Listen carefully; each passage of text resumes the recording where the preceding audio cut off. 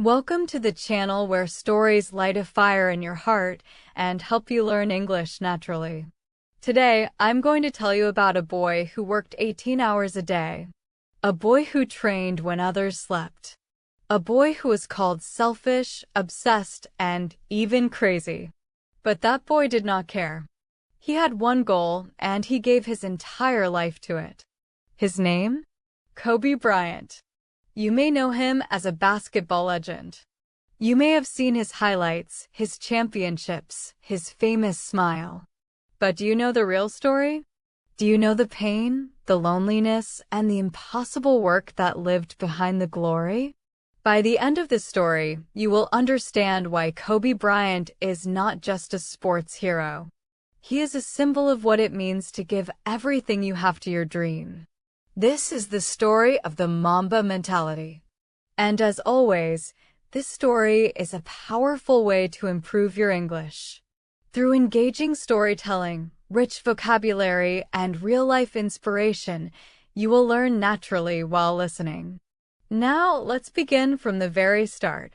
Kobe Bean Bryant was born on August 23, 1978, in Philadelphia, Pennsylvania.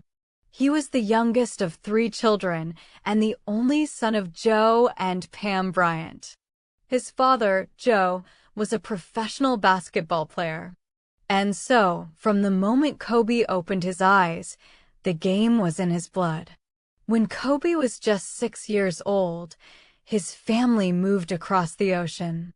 Joe Bryant decided to continue his basketball career in Italy. For a small boy from America, this was a shock. New language, new food, new streets. Nothing was familiar. Kobe felt like an outsider. He did not understand Italian. He had no friends at first. He spent many days alone. But loneliness did not break him. It built him. With no one to play with, Kobe turned to basketball. His grandfather would mail him VHS tapes of NBA games. Kobe watched those tapes over and over again. He studied every move, every footstep, every shot. He would go to the empty court and copy the movements of his heroes, Magic Johnson, Michael Jordan, and Larry Bird. Hour after hour, day after day. While other children were playing in the streets and making friends, Kobe was alone on a silent court, dribbling a ball until his hands were sore. He was not just playing basketball. He was learning a language, the language of the game. And he was determined to be fluent. By the time Kobe was a teenager, his family moved back to the United States. He enrolled at Lower Merion High School in Pennsylvania. Now, Kobe was no longer the lonely American boy in Italy. He was the strange kid who spoke Italian, who had a different way of thinking, and who seemed too serious about a game. But on the basketball court, he was magic. Kobe was tall, quick, and fearless. But it wasn't his talent that shocked people. It was his work. The other players would arrive at the gym for morning practice and find Kobe already there, dripping with sweat. He had been training for hours. Alone. In the dark. Sometimes, the coaches would open the gym at 6 in the morning and hear the sound of a ball bouncing. It was Kobe. He had arrived at 5. They would leave at night and see his car still in the parking lot. He was still there, shooting. Always shooting. His teammates did not understand. They said, "Kobe, why do you train so much? The season hasn't even started." He would just look at them and say, "Because I'm not waiting for the season to get better. I'm getting better now." This was the first sign of what the world would later call the Mamba Mentality. An obsession with improvement. A refusal to be average. A hunger that could never be satisfied. During his high school years, Kobe led his team to a state championship. He became a national sensation. College coaches begged him to play for their schools. But Kobe had a different dream. He wanted to go straight to the NBA. He wanted to play against the best in the world. Right now, many people told him he was making a mistake. "You're too young," they said. "You're not ready. Go to college first." But Kobe trusted his training. He knew how many hours he had spent alone in the gym. He knew the sacrifice. And he believed in himself. In 1996, at the age of 17, Kobe Bryant entered the NBA draft. He was selected by the Charlotte Hornets and immediately traded to the Los Angeles Lakers. A skinny teenager, barely out of high school, was now playing in the most famous basketball league on earth. The first year was hard. Very hard.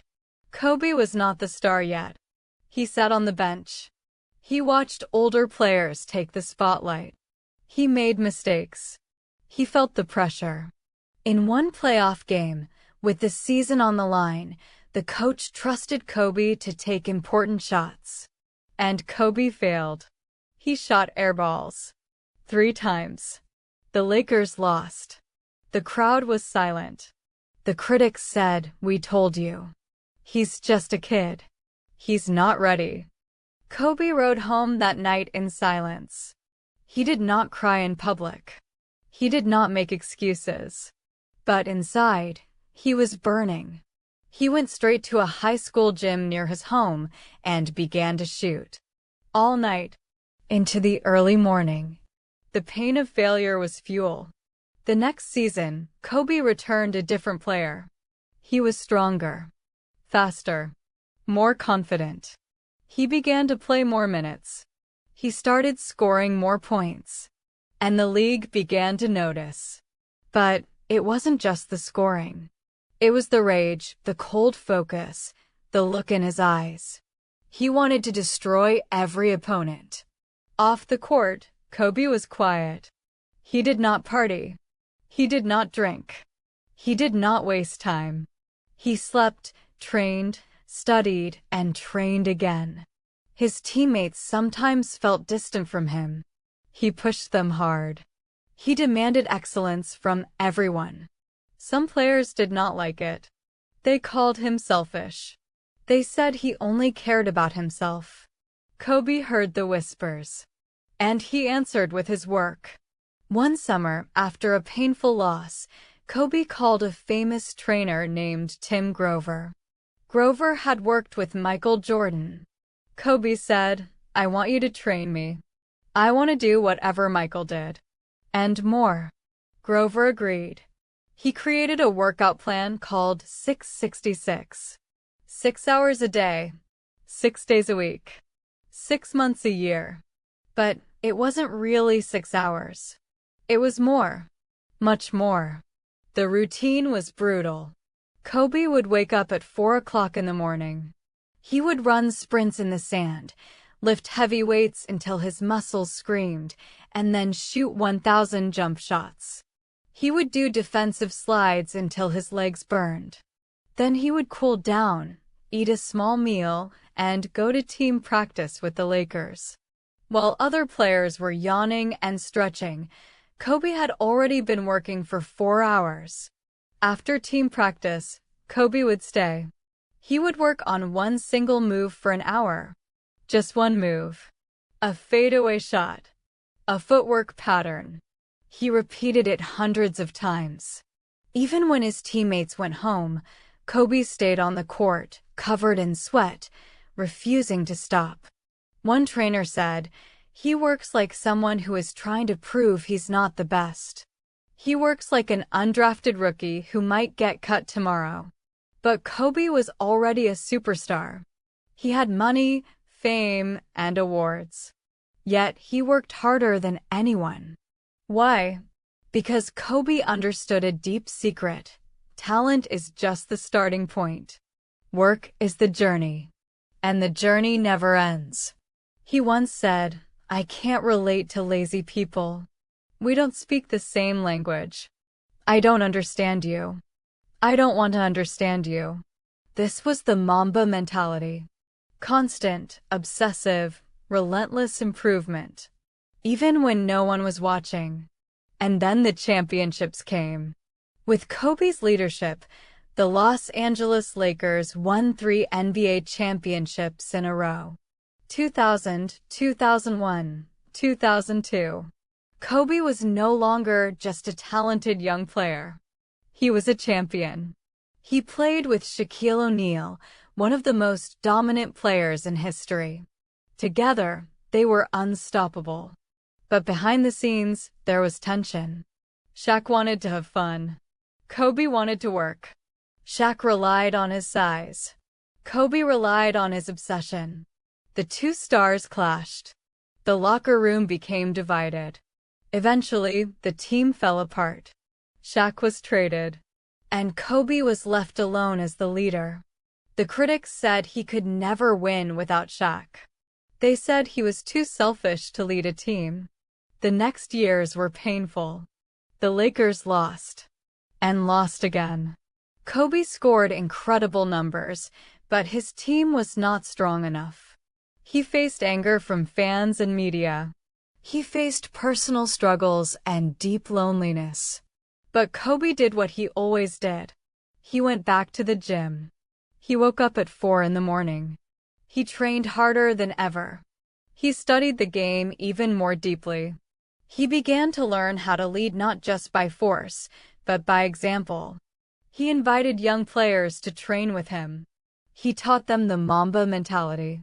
If you want to be great, he said, you have to love the process. You have to love the boring days. Because the boring days build the championship days. Slowly, the team grew around him. New players arrived. And Kobe found a new purpose. In 2008, the Lakers reached the NBA Finals. But they lost to the Boston Celtics in a painful defeat. Kobe sat in the locker room, head down. The pain was immense. But he didn't break. The next season, he led the Lakers back to the finals and won. And then he won again. 5 championships in total. His legacy was sealed. But even after reaching the top, Kobe never stopped working.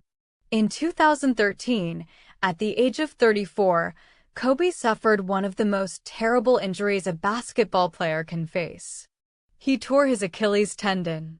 The pain was excruciating. Most players would have fallen to the ground and waited for help.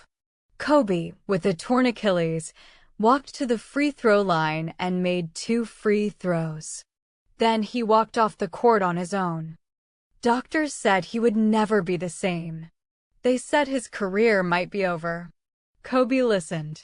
And then he wrote a Facebook post to his fans. He said, "I will not let this injury defeat me. I will work harder than ever.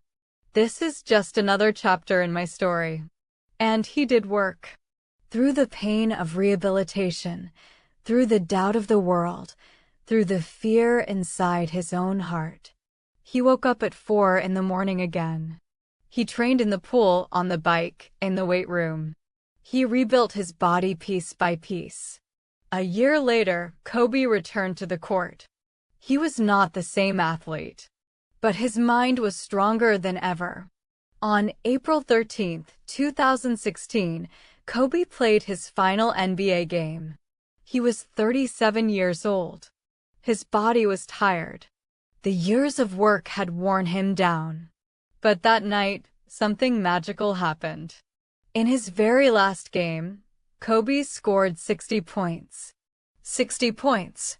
The crowd in Los Angeles could not believe their eyes. They cried. They cheered. They chanted his name.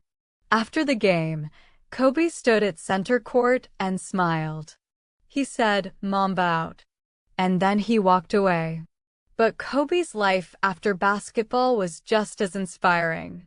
He won an Academy Award for a short animated film. He wrote books for children. He coached his daughter Gianna's basketball team. He became a storyteller.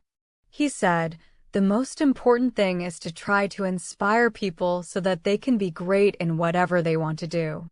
And then, on January 26, 2020, the world stopped. Kobe Bryant, his daughter Gianna, and 7 others died in a helicopter crash. The world cried. It felt like the loss of a family member, because Kobe had touched so many lives. He was not just a basketball player. He was a symbol of what it means to be fully alive, to work without limits, to love what you do so much that you give every breath to it. His death was a tragedy, but his legacy is eternal. So, what can we learn from Kobe Bryant? First, love the process, not just the result. Kobe did not train just to win trophies. He trained because he loved getting better. The work itself was the reward. If you only care about the end goal, you will quit when things get hard.